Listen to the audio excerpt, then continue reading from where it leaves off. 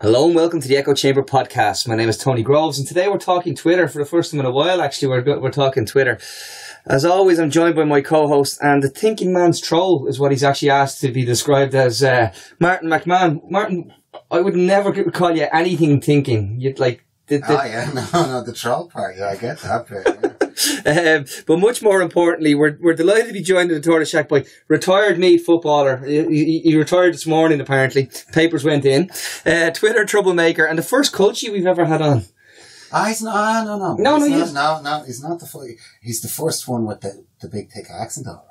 I'm going to tone it down. Gary, aka Jurassic Arse. How are you doing, mate? Grand, it's good to be here. It's a bit surreal. I still don't know why. How has this happened? I thought this was an ambush. I thought it was actually going to be brought up. I have literally a rake of Dublin jerseys there, and I couldn't pick which one to wear. No, seriously, we are talking Twitter, and we are talking a bit of crack about it, because the simple fact is, yours is one of the most unique Twitter feeds on that little platform that we all are addicted to at this stage. Love-hate relationship. Yeah, but like, you know, as someone who tries to have fun with it, I think there was a tweet you sent the other night, and it just encapsulated that little bit of why we're addicted to it and why we should need to get away from it. Where you said the youngest said to you, Dad, leave the phone by the bed. The hum of your tweets doing big numbers comforts me while I sleep. Well, that's it. Yeah. Like, I still don't think of myself as being somebody who has like an online presence. My wife said this to me. She goes, "You have an online life," and I was disgusted. It's like, no, just take that back. I don't, because it's just something I do almost by habit at this stage. I could go to bed every night. I was saying to Tony, I promise myself, I'm not sending any more tweets. I'm done with it. I actually hate it. We've all done that. I find myself doing it too much. And first thing in the morning, my hand's over there and I'm tweeting some out name gobshitery, and it's like, I still, like, I don't know how many years I'm on it now. I still can't get my head around that, what it actually is. How do you define it? I find that the very odd time that Twitter goes down, and it does go down the odd time, I like to catch up with the kids then.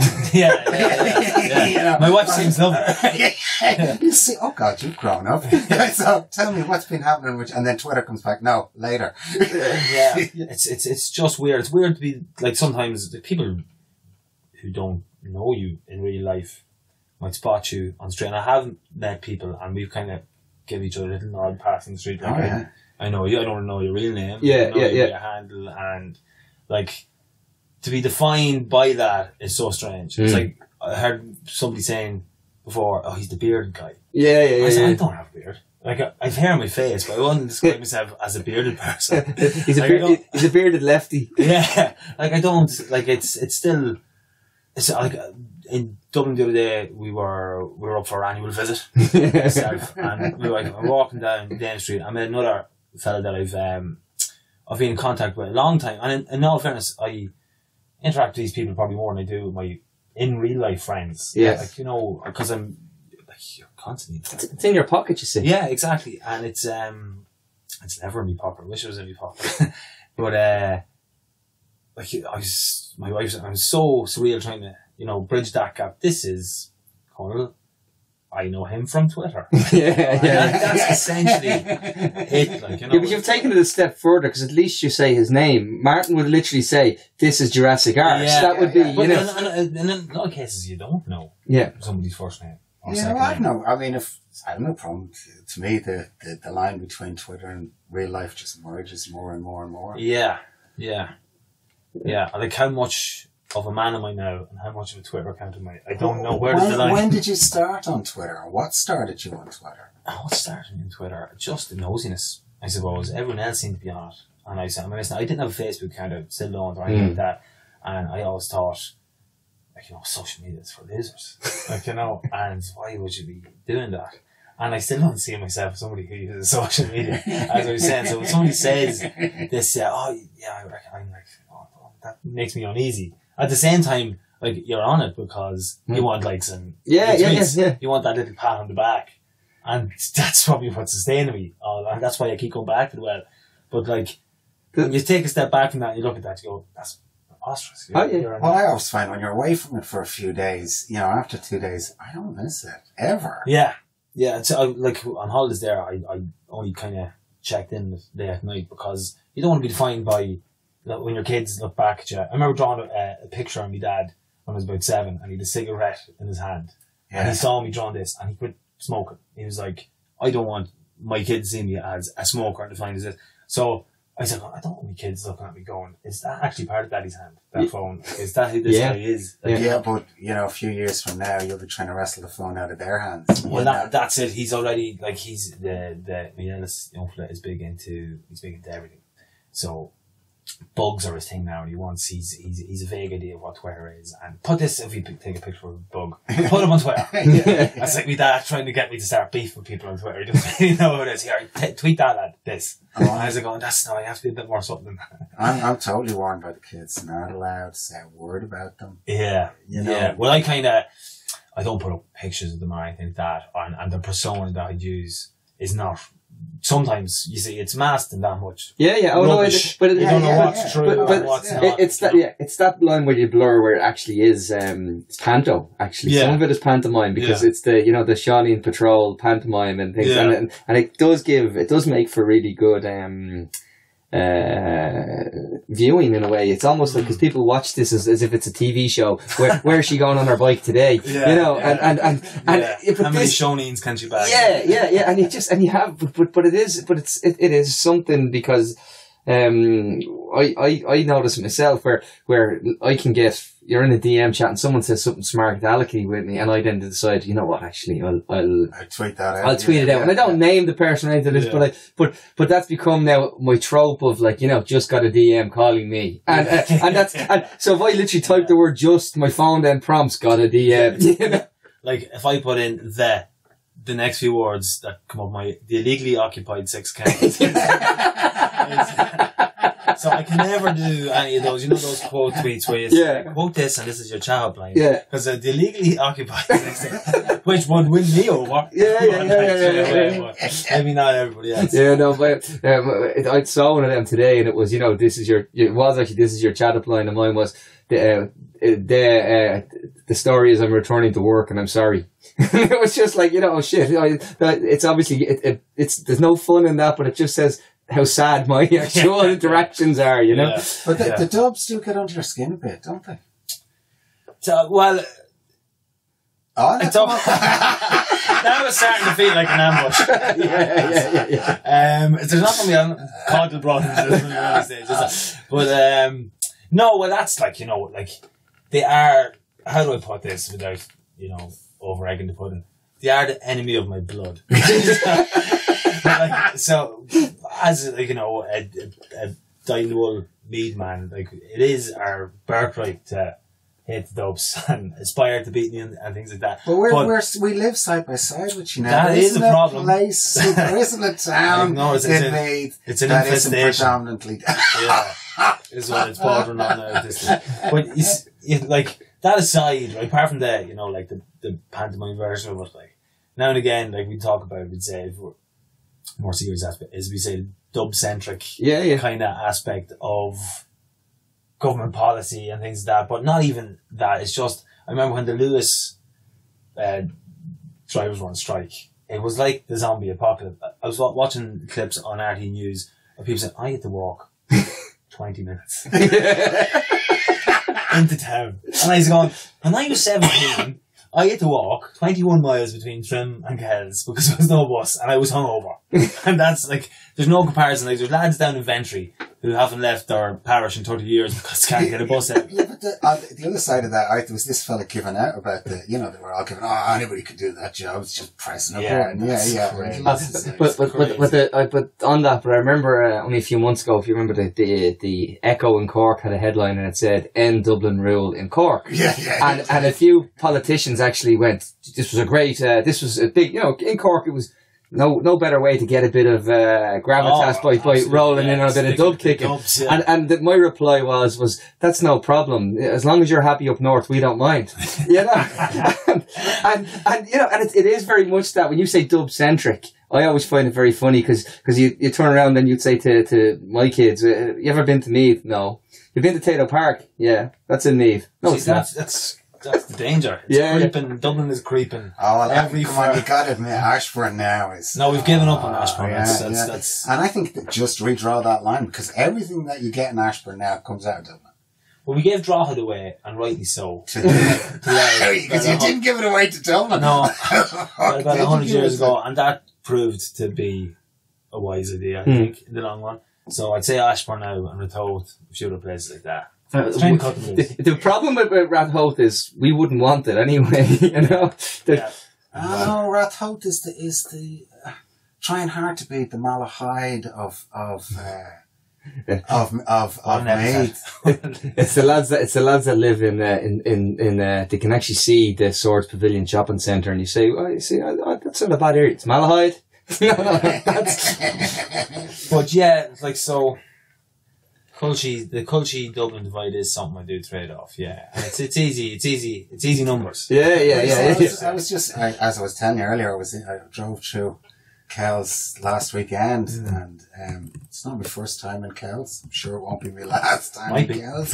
It might be now. It hasn't changed a whole lot in all the years I've driven through it. It just hasn't changed a whole lot. No, it hasn't, because there's no real need for it to change. Because the influx of people that come into it are, as you said, it's essentially a commuter town. Yeah. You know, so their lives are out of the town, and now the town essentially just has, let's say, a few coffee shops, bookies, takeaways, a few pubs, and that's it. That's all it needs. The garage that does a nice bit of grub. Things like that service, like, but whereas when I was growing up, there were a load of clothes shops in it and things like that. There's maybe 2, 3 now. Like that, and they're just to accommodate people who hate Navan, like, you know, understandably. But so basically, Kells people have moved to Dublin. Yeah, well, there's only me left. And Dublin people have moved to Kells. I'm the town crier. I'm the only. Yeah. There's a lot of dubs. Yeah, you have to put up with it. It was you have to. What would you do if you got your hands on David McWilliams? What I do, I just ignore him. Yeah. It was that. I think it's best ignored. Wasn't it that he wrote that? Something about the Kells Angels in the Pope's Children, which is timely. Yeah, it just rhymed. Yeah. I think it just worked. Yeah. You know, it just lent itself to it. You can rest assured he picked it up off someone else's smart aleck. Comeback him and breakfast roll, man. So what are the things on Twitter right now that are interesting you, or that are drawing your attention?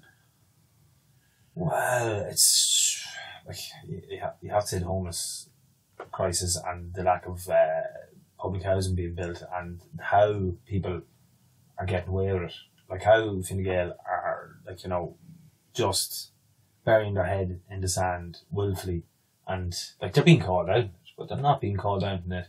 And I think it boils down to how it affects you directly. So we'd say the last 2 referendums in this country affected pretty much everybody on some level, and could impact on somebody. But homelessness and not having a house doesn't affect me. Hopefully will never affect me. I don't know your guys' situation, but probably never affect you guys. And we're the people who could make most noise. Like, we're the voters, and we're, like, you know, we're the people who have enough social capital to go out there and ring that bell. And we might do it in our own way. Like, you know, I'm not, like, you know, there's people occupying houses, and that's, I think, the most direct action. I think fair play to them. Whereas I'm just being a loudmouth on Twitter. But if you keep saying it, and if you keep it there, like, keep it part of the narrative, I think that's important, because, like, I genuinely don't understand how you can't empathise that your first reaction to somebody who doesn't have a home and has kids and doesn't have a home, your first reaction is to look for the fault. Yeah. I rather than going, this child needs a bed for me. That's the that's the simple solution. Yeah. That's the bottom line. And you can wrap it up in anything you want, but it's just wrong. I kind of think the way that particular argument went, I was thinking about it the other day. You got to try and put yourself in other people's shoes. So you have those small kids there. So you have those small kids. They're very aware of what goes on social media. You know, kids are kids. You know, I know. So are they sitting there and they're going, "Man, are people saying that I shouldn't be born?" And you're saying to yourself, "Okay, if that's the ultimate end of the question you've asked. Have you asked the right question? Yeah. And what's like all this bitching and moaning? What is your solution to this problem? Is it that they shouldn't have a house, but they should be punished in some way for something you perceive they have done, some wrong you perceive they have done? So like, I just don't get. And if you can poke fun at that, and you can poke fun at people's mindset, and maybe get them to address it, and maybe think of it a different way, like that's a good thing. I think. Yeah. And the only platform any of us really have for that, like when you're sitting at home and you mind your own business, is something like Twitter. Yeah, and I mean, I'm the same as you. Facebook, take it, leave it. I'm not really arsed with Facebook. But Twitter, you get to interact with people that Facebook, you're talking to everybody you know, or pretty much everybody you know. Twitter, you're talking to people, you have no idea who they are. You have no idea what their opinions are. You're just relying on the conversation you have. You have no preconceptions going into it. Yeah, and I have, like, I don't know how long I'm on it now, but it still seems to, it's really what we're talking about. But I have seen people's opinions on things change over time. Yes. Like, that terrible American expression, dipping on a journey. But I have seen, like, lads going from pretty much being in the Hibernia Forum, they come Twitter, gone left the centre now, and they're coming, and they can see that, like, surely if you put compassion at the centre of your ideology, you can't go too far wrong. Because like if you boil it down to brass, like, you've got X amount of years on this planet, are you going to be happy at the end of it that you just contribute in some way to making somebody's life less livable? It just seems absurd to me. And it is actually, and I know it's a limited thing, but it's about continually doing it, Gary, because that's works. Because even yesterday, for example, when Carl Dieter was on with Jonathan Healy on News Talk, and he spoke about it in terms of housing, and it was put to him about the government have an ideological problem with building houses, and Carl said, "I don't accept that. There's no ideological problem." But it was never put out into the public domain that Carl Dieter is a founding member of the Hibernia Forum. Yeah. And they're actually an ideologically driven arena. And I'm just thinking, well, I put it out there, and of course it got picked up, and in your words, it did big numbers. Yeah. But at least it filters up a bit, because then all of a sudden you see journalists are actually noting that, and they're taking notice now, and they're saying, maybe the next time we are talking to these guys, we should caveat who they who their vested interests are, or who they're speaking for, or what is their worldview. Stand back. You're giving out about Hibernia Forum. Stand back. Stand back. Let me at this. No, seriously, I give out about them a lot. I give out about them a lot, because it's this, what we were talking about. You don't know who you're talking to. And with Hibernia Forum, you don't know who you're talking to. Yeah. You don't know who they're talking to. Exactly, you don't know who funds them. Could go on, but there's huge positives from Twitter, or I get huge positives from Twitter. Yeah. And that you get to meet some really cool people. You do get to meet some really cool people. I mean, today doesn't count. No. He's counts. He's me, as we said, blood enemies. It's just the way it works. Yeah. I grew up on the border, keeping these guys out from Dublin. On the pill, in the ward. I did my time. He's actually a culture. He's a culture. You are a culture. Self-loathing culture.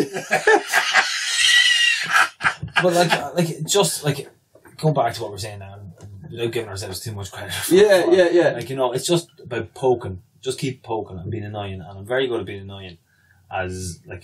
So that's with Twitter. You can just keep annoying, and if you're annoying the right people, that gives me an enormous satisfaction. I think you did a whole week of just replying to a guy with the words "Brits out." Yeah, and it's so basic. And every time he's still bit again. Yeah. No, I gotta tell you this, and this sort of slipped under the radar. The Department of Social Welfare has now put out a tender. What they're looking for is somebody to come in and monitor social media. Now, you cross Facebook. We're not even going to talk Facebook. Really, what they're talking about is Twitter. And what they want is, they'll have 100 keywords, and they want to build up a bank of tweets of what people are saying about them. So basically, they want to know who's criticising them, when, sounds like fascism. And about what. Yeah, now this is actually out for tender in the moment, and the keywords will change depending on, what scandal they're fucking fighting at. There's about 10 keywords that if it makes that list, I'm done. Yeah. My brand is essentially reheating the same 5 jokes. So that's like when you say, Twitter doesn't matter. Twitter it does matter, and it matters to those who are on the receiving end. Like social welfare have been under a lot of pressure about the public services card, and also bogus self-employment, a lot of other issues. Pensions now at the moment they're under pressure on. The lovely plan they've come out with to take 1% off people's income and make them save towards a pension, so that in 5 years' time they can rate it like they did the last time, and they have a big bank of money sitting there for them. So it does frighten them. Twitter frightens them, and I think whoever in the first place said social media is a great idea, we can keep an eye on the people, I think that's really backfired. Yeah. Well, I've noticed recently, and a few of my friends that keep more of an eye than I would, have been saying that an awful lot of accounts have started disappearing off Twitter. Now, I don't know if this is bordering on conspiracy Twitter. Yeah. But when you ask the reason why have they disappeared, the reason seemed fairly inane. That he criticised somebody about Palestine, and all of a sudden that account's gone. And what's more worrying is some of those accounts were private. Yeah. So how do Twitter become aware? Somebody's reporting. Yeah, they're reporting them, and they report them systematically.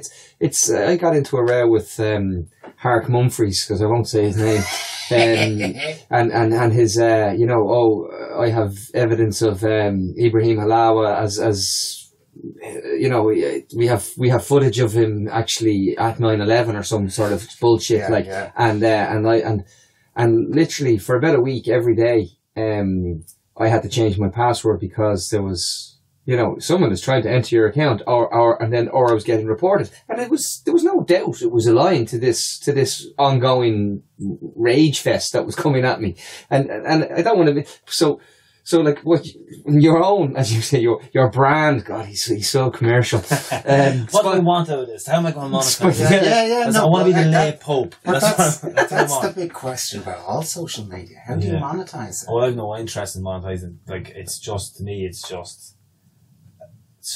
I don't even want to say it's a pastime, because then it sounds like you're a big Twitter head. I don't see myself as that. But I don't want to put I just want to be left alone. Essentially, that's it. I don't want to be left alone. Just I want when an hour to yourself in insomnia feels like heaven. Sometimes you're giving away too much of your time to. Well, you're not giving too much away of your time in off hours, but there's not enough hours in the day. I am spending too much time on Twitter and things like that. But use weaponizing it. I suppose, in a way. I didn't start out trying to weaponize it, but it just seemed like a fun way to use it as well. You could get right and get a laugh out of it, get the pat on the back, a few numbers and things like that. But I do get pleasure out of getting up the right people's noses, I have to say. Before Twitter came along, were you a letter writer? Oh, good Jesus, no. Or did you, No, did you drive cars into the gates? No. See, I'm an incredibly lazy individual. So this is the most proactive it can be, and you can do it in 5 seconds, sitting on your couch, and you can just fire off a tweet that might make somebody who deserves it days worse. That's at your centre. That's it. I'm just a blackguard, really. That's it. So that's it. It's just, what's good about it is you can, the way discourse is framed, the way all questions are couched, and the limits to what we can and can't talk about, you can push that back. If you're talking about, we'll say, if you constantly refer to Northern Ireland as illegally occupied 6 counties, eventually people are going to say, well, maybe partition is a bit of this, what we've been fed since birth, and this is our normality.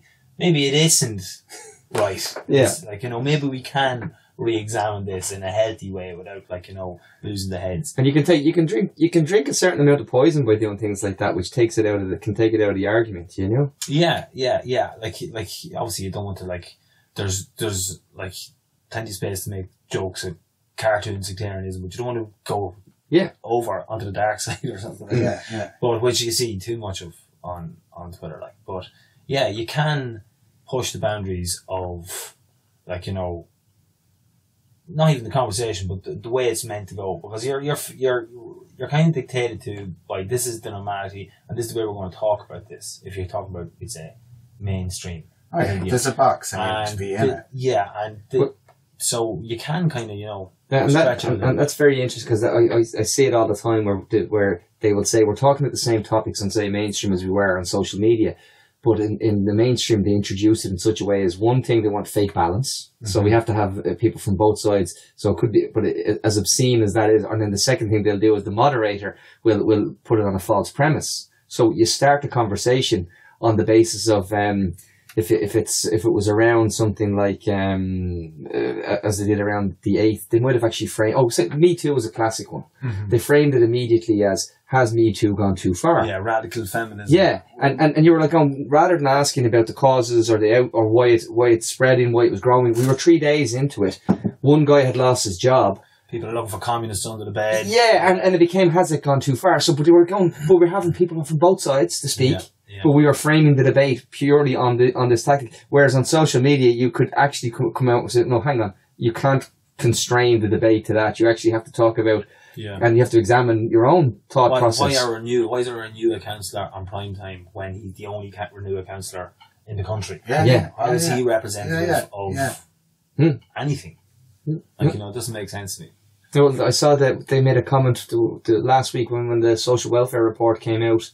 They made a comment about that we're a social welfare dependent state, and themselves and the Hibernia Forum were actually both giving out on the same thread. See, I have a huge conspiracy theory there. I'm all ears. All right, and this is how it works. All right, you have Renew, you have Hibernia Forum, right, and then when you put their followers together, it's just one big circle. Oh yeah. And then, I won't even say that's a conspiracy. No, I would not. No. Yeah, but here's the other thing: the libertarians, the name, like when you look at who retweets the stuff, it's all real religious zealots. I mean, real Brexiters, people who support Trump, ethno-nationalists, and you're saying to yourself, you know, you are what you get on your retweets. That's another point to Twitter. Yeah. If you get all these crazies retweeting you, then do you remember when I got it? It's got heavy, lads. I just came in here to put the bit in the nav. But there was an interest where I got a good kicking from a journalist last week for pointing out that it was the pinned tweet on the Hibernia Forum thing, and so what are you coming at me for? I said, well, I have to tell you honestly that if anything I ever wrote was the pinned tweet on the Hibernia Forum, I just delete my account. You know, that'd be the end of me. Like, when you get retweets from people that you don't really want. I don't like these numbers. I like numbers. I don't want these numbers. I feel dirty. Real fussy. I feel a bit dirty. Like I've got retweets from people I've gone, no, is that really the market I was trying to aim for? I did that today and deleted the tweet. I actually I don't want your numbers. Get them away from me. But I will take them. I will accept them.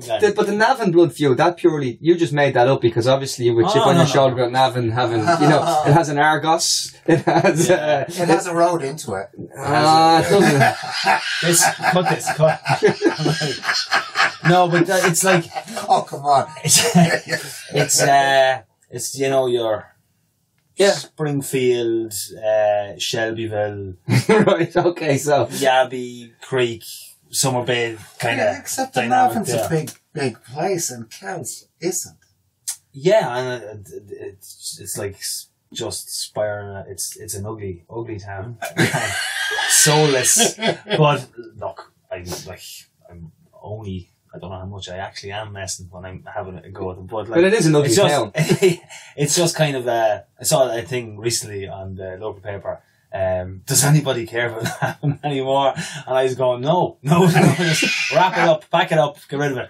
But, no, like it's just, like it is only a bit of good-natured fun, but Yeah. like, at the back of it, you always do have this kind of parochial rivalry with. Well, there was that great article, was it? The 10 pubs in Navan you must go to before you die, or something like that. Like, I must have missed that one. oh yeah, It was like The Lonely Planet.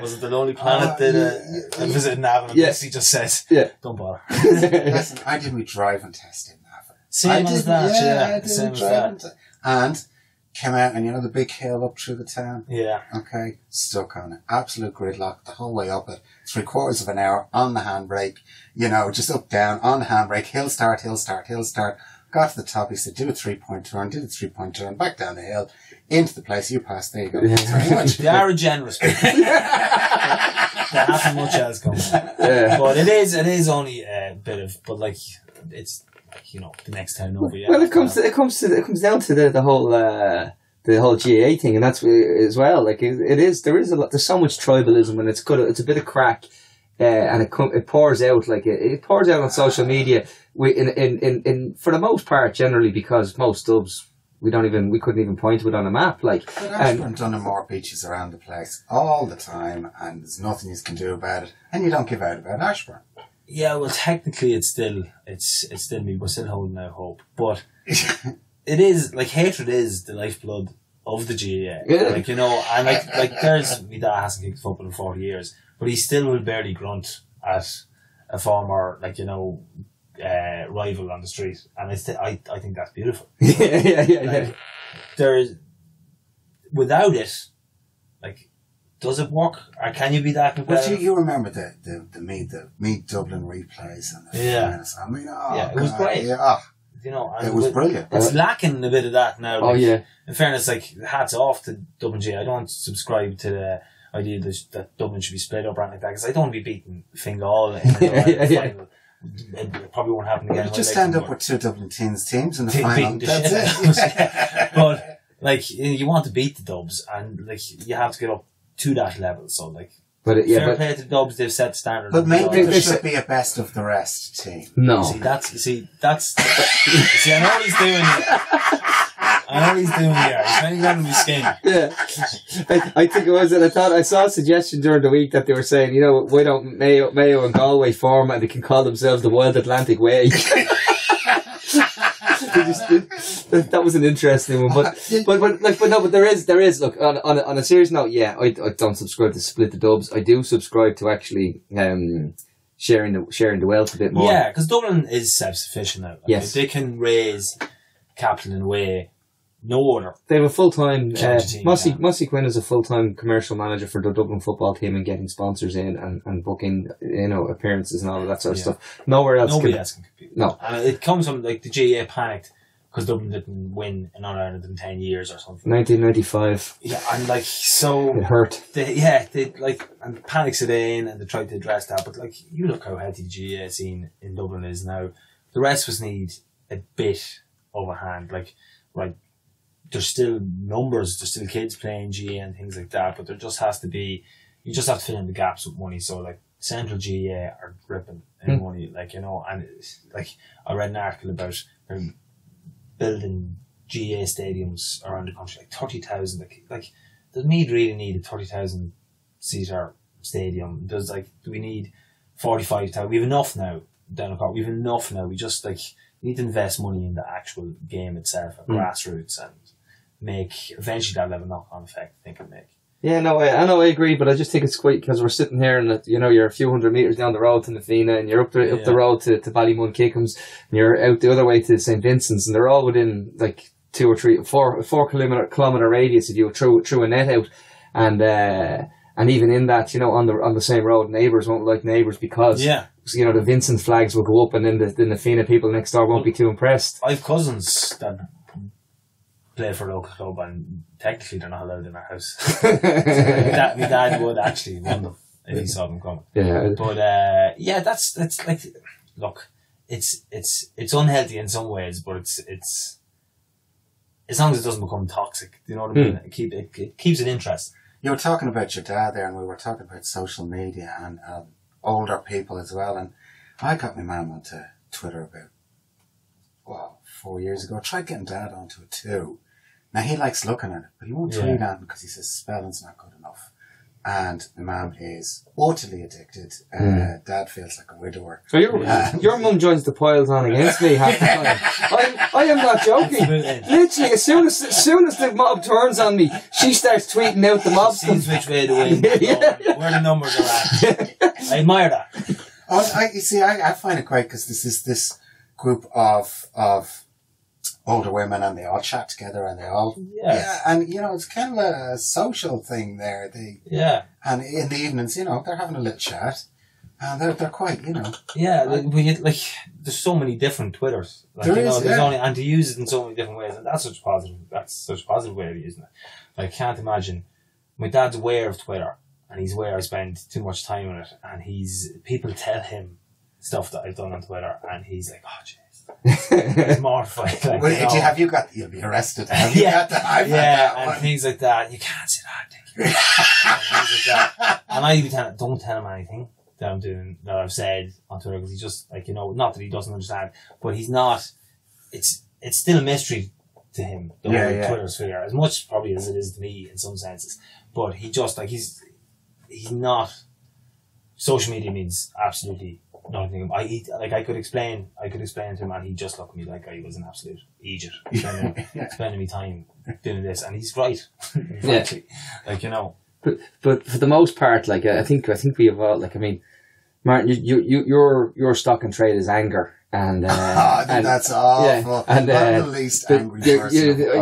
Anger and being just not being constructive. Generally, that's your brand. Mine is actually thinking I'm smarter than I am.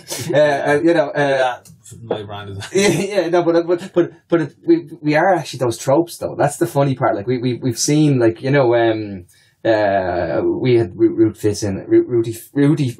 Fizz in, and my God, with she's more conscious of how it works than the three of us put together, and she knows how to use, she created the word fancy doesn't mean fancy anymore. Yeah. Ruth has given it her own definition, and it's almost accepted throughout Ireland, so that they can do these things where you can do it, but your constant, my public sector friends, trope must be one of those that just, at some level I laugh. And at another level, I want to kick you in the shin. Yeah, that's the whole point, essentially. But the amount of people that have actually responded to that, and that it's pissed them off, or have DM'd me and been abusive about the public sector, and I'm going, I take that as a win. Yeah, that's and you don't have to do anything else like that. It's I'm not I'm not down in private sector workers really, in any sense, but if it is rattling some cages, why is a rat in your cage? Why are you letting this body? You obviously had some sort of hang up, and I just I'm sticking my finger on that particular sore. But it is. I mean, okay. When you look at it, when you stand back and you look at it, and you say, "Oh, really?" What you're pointing at is, private sector pensions, blah blah blah blah blah. Let's take them down a peg, and not private sector pensions, blah blah blah. Why aren't we there? Yeah. You're like, oh, come on. Is the solution to bring everybody down to the lowest level? But that's it. That's it. Why does everybody want to pull the ladder up when they're up at a certain level? Why do you pull the ladder up behind you? That's why I couldn't understand certain people after one referendum going, well, we're sorting out. That's enough equality. Yeah, we don't have to look out for anybody else in society. I couldn't get my head around that. And then, the public sector thing, it's very easy in it's for people to have a crack at teachers and things. Oh yeah, so easy. So easy, because and it's hard for us to come back and have an argument where 300 holes can't be poked in it because we have so much time off and things like that. But if you don't even engage with that and you just keep adding my private sector friends onto the edge of some tweet that says, I'm on my 50th EPV day of 40 days of work. It just gets up people's nose, and it's silly, really. But teachers do get a kicking. Public servants in particular get a kicking, and we had Dr. Aileen Marin, and she was sociologist. This, you don't imagine this. This actually does happen. That public servants get a kicking as soon as it happens, and there's a reason for it. So she said, media follows this line, and it's a bit of an echo chamber, and it's easy kick people in the public sector. It's an easy target. Even ourselves, we're aware of, that you're dependent on a huge amount of goodwill from the public. But we are doing an awful lot more with less. Yeah. Like I remember talking recently about, we should invest money in this. And a colleague of mine said, well, somebody fell through the floor in our prefab, so maybe we should be spending money. Well, it is that time of year, and because I know, because I've spoken to loads of parents, myself included, and it's like, can't wait for them to be back in school. There's not many people giving out about teachers the last week of the holidays. Exactly, yeah. And it's such, I don't think teachers really understand how much power they have. And if they wanted to, engage in any sort of industrial action, they could essentially, more than any other sector in the country, bring the country to a halt. It should be followed by a maniacal laugh or something. But just keep rubbing the cat. Yeah, we could and we will. It's going to happen. But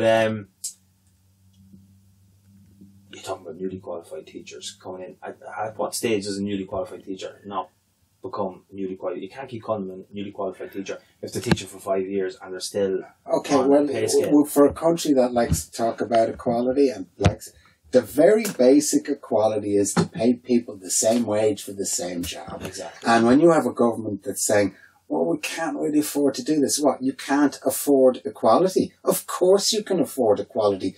Forgo your wage rise and stick it over there. There you go. That's equal. That's fair. So I don't get it, and I'll never get it, and I don't get why an older age group screwed out a younger age group either. I don't get that. Absolutely, they jump ship, yeah. Yeah, they absolutely did. The older people, and unions should have been better than that. That should never have been put on a table. Yeah. Never. It didn't show any kind of solidarity.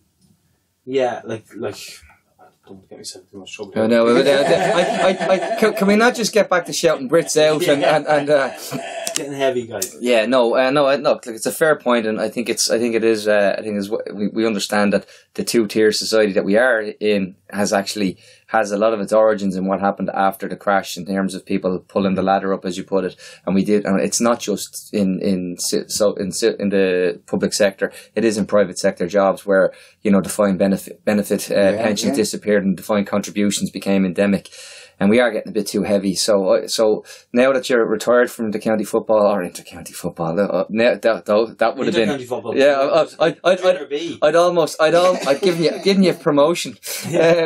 But yeah, so what's going to fill your time now? So there'll be more tweets and less. I'm going to go full blown middle class. I think tennis clubs, golf clubs, maybe the hunt. Join the hunt. That seems like a good way to go. Good way to spend your time. No, I don't know. I genuinely don't know. It's going back to personas, like seeing yourself as somebody who plays football, seeing yourself as somebody who goes a beer. Like, it's when I was out of it and I didn't when I was injured and I wasn't playing, I actually didn't miss it that much. Yeah. And then when you're back doing it, you're enjoying it. It's just it does fill up a huge amount of time. Yeah, but there must be a good 1/3 of your tweet content that's going to be gone now, because you won't be able to talk about giving inspirational speeches to I'm going to have another kid soon as well. Just content coming. But hashtag job fairy. And if partition ever does end, my brand is gone. You're like a member of the Green Party. You only exist to fade yourself out. Exactly, yeah, essentially. So what will fill the hole, I don't know. Hopefully less Twitter, not more. But I don't know. Reading, maybe. I'd like to do a little bit more reading. Yeah, that'll just end up being tweets on Twitter again, I suppose. Yeah, I suppose you're going to stick it all down. But there is opportunities there as well. Like, we've seen other people who started out with a Twitter personality that has gone on to actually make books. Yeah, but they have a work ethic and ambition. And they're two things I'm sorely lacking. You can't even copy and paste, No, I can't. see myself applying myself. That's why it works for me. I'm looking forward to the Christmas book though. You know what I mean? Well, maybe an app, maybe a Brits Out app. You know, the screensaver is burning butcher's apron, and you're woke up by like come out your blackened hands. Yeah. And for the match coming up, you will be cheering on Dublin, I take it. Dublin in the final. Yeah. Do you know what they're calling this final? What? They're calling the actual lads got to try to get fighting for the jersey for next year's final. See, Basically, it's just that level of arrogance. It's up everyone's nerves, and I wonder why you aren't like that. No, listen. Better. What is it? Better to be feared than liked, lads. Better to be feared than liked. You know, when you think we're made were, and it's not all that long ago we're made were head to head with Dublin. They were just as good. Well, not just as good, but almost as good. on their day, you know. See, we're a spoiled generation because like I grew up seeing Ireland going to European Championships, World Cups, and Mead winning all Ireland's and things like that, and then all of a sudden it just abruptly stopped and we got shit. Like, you know, whereas we were competitive and we got shit, and it's devastating. It genuinely is at some level devastating, and like you can't it's a silly thing really. At the end of the day, it's only sport, but like it means a huge amount to a lot of people. Like I was reading something there about the amount of Limerick people that visited their deceased parents before the All Ireland final and after the down the graveyard, things like that. Yeah. So it does. You can't. I don't think you can put your finger on it. You can't verbalise it. Can't put it in words, but it does. It is a tribalism or something, and it is about family and things that in a way that maybe other sports don't. Well, there was a survey in the UK of men, and they asked, they were asking about soccer, and something like 60% of men said their lives would not be worth living without soccer. You see, that's crazy though. That's not just because it's a Garrison game, but I mean sport in general. Like you can't, you have to take a step back and go. At the end of the day, there's only 30 lads kicking the ball around a field. Like you can't, but like it does mean more than a sport in some senses. But it's hard to find. But yeah, I got a huge amount of enjoyment out of it, and it's kind of sad looking at it. It's almost over now, and I was only an average footballer at best, but I did enjoy it. But I was saying this to a friend of mine, I says, just thinking about it is kind of like, and passing on to the next stage of life. And he just goes, yeah, it's like Dante's Inferno. I was going, please no, let's not do this. You could try philosophy, you know? Yeah, let's not. It's like, come on. It's junior football indeed. Look, Gary, thanks so much for coming on, mate. I really enjoyed it. Who are we to tell people to go follow the guy who literally, so I actually got a DM today saying, I just looked at your Twitter numbers. It's very disappointing, Tony. And I was like, a DM. I got someone that took was it your man? Yeah, probably was. Oh, she does, yeah. Give me a clip around the arrow real quick. No, thanks for coming on, mate. It's been a good insight, and I think people will not be impressed by you at all. Actually, they'll be blown away by how bland you are. Yes, so, that's the brand. Yeah. No, cheers for that. No, and thanks for coming to Dublin. Cheers. And it was nice to get there. This and the Culchies Day up just prior to Christmas. He's all gone mad. Listen, folks. No, shut up, Martin. 3 rings when you get back. Thanks for listening, folks. Do tell your friends. Here, look, someone leave a review, will you? Because Martin's getting very upset that he hasn't had a review in like 2 weeks. Yeah. He's getting a bit antsy. He keeps telling me, why we used to get reviews regularly? No one's coming in now. I think we did have that one fella who came on and gave out about us. Oh yeah, no, what was it? That was one of my favourite ones. He said, "Puffed up wannabe journalists and tinfoil hat conspiracy theorists." That's our brand. On that one, we're out, boys and girls. Thanks a lot. Bye bye.